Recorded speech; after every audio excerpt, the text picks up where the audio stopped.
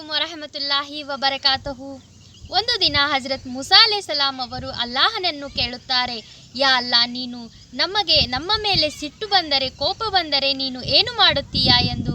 ಆಗ ಅಲ್ಲಾಹನು ಹೇಳುತ್ತಾನೆ, ಯಾ ಮೂಸಾ, ನನಗೆ ಸಿಟ್ಟು ಬಂದರೆ ನಾನು ಜನಗಳನ್ನು ಆಳುವ ಅಧಿಕಾರವನ್ನು ಒಬ್ಬ ಅನಕ್ಷರಸ್ಥನಿಗೆ, ದಡ್ಡನಿಗೆ ಕೈಯಲ್ಲಿ ನಾನು ನೀಡುತ್ತೇನೆ ಎಂದು.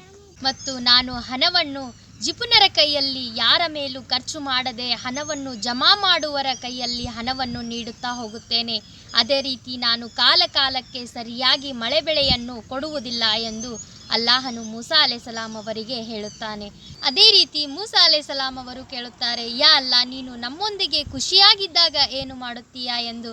ಆಗ ಅಲ್ಲಾಹನು ಹೇಳುತ್ತಾನೆ, ನಾನು ನಿಮ್ಮಿಂದ ತುಂಬ ಖುಷಿಯಾಗಿದ್ದರೆ ಅಧಿಕಾರವನ್ನು ಒಬ್ಬ ಒಳ್ಳೆಯ ವಿದ್ಯಾವಂತನಿಗೆ, ವಿವೇಕ ಇರುವವನ ಕೈಯಲ್ಲಿ ನೀಡುತ್ತೇನೆ. ಹಣವನ್ನು ಬೇರೆಯವರ ಮೇಲೆ ಖರ್ಚು ಮಾಡುವವರ ಕೈಯಲ್ಲಿ ನೀಡುತ್ತೇನೆ.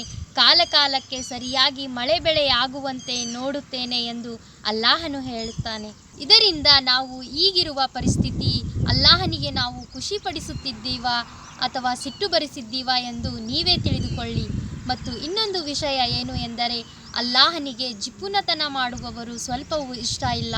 ಅಲ್ಲಾಹನು ಖುರಾನಿನಲ್ಲಿ ಸಾಕಷ್ಟು ಆಯತ್ಗಳಲ್ಲಿ ನೀವು ಖರ್ಚು ಮಾಡಿ ಎಂದು ಹೇಳಿದಾನೆ ಹೊರತು ಯಾವೊಂದು ಆಯತ್ತಿನಲ್ಲೂ ನೀವು ಹಣವನ್ನು ಕೂಡಿ ಇಡಿ ಎಂದು ಎಲ್ಲೂ ಹೇಳಿಲ್ಲ.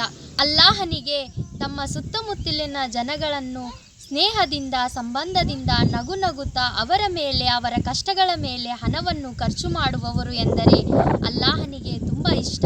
ಹಾಗಾಗಿ ನಾವೂ ಸಹಿತ ಅಲ್ಲಾಹನು ಮೆಚ್ಚುವ ಹಾಗೆ ನಮ್ಮ ಸುತ್ತಮುತ್ತಲಿನ ಜನಗಳ ಜೊತೆ ಸ್ನೇಹದಿಂದ, ಬಾಂಧವ್ಯದಿಂದ, ಪ್ರೀತಿಯಿಂದ ಇರೋಣ.